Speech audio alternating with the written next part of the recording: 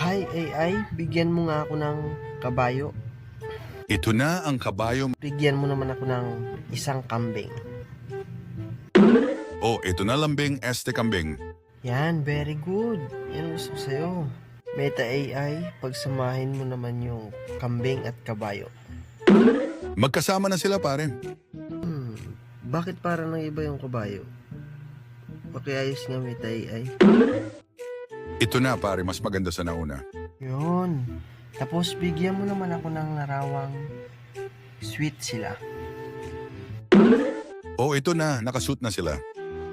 Ano ba yan, Meta AI? Sabi ko, sweet sila, hindi nakasuit sila. Ano ba yan? Ulitin mo. Yung sweet talaga sila. Oh, ito na, sweet na sila. Mas sweet pa sa nanonood.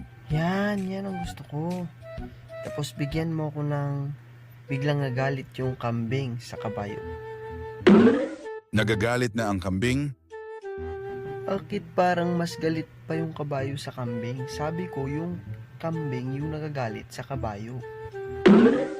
Narito na ang larawan kung saan galit na galit talaga ang kambing habang nag-uusap sila ng kabayo. Oh!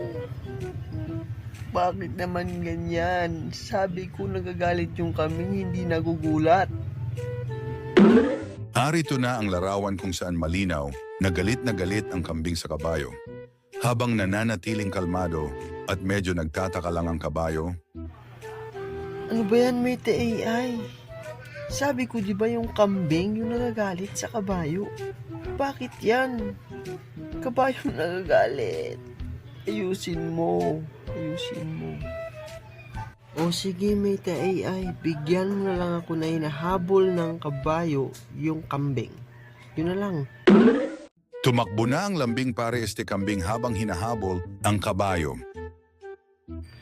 Okay na sana eh. Ba't parang yung kambing na naman yung nag-ahabol sa kabayo? Ano ba yan? Dahil sa sobrang bilis ng kabayo na iwan na ang lambing kambing. Ewan ko sa'yo, Meta AI. Kausapin mo lang sarili mo. Sorry naman pare, ulitin ko para sa'yo.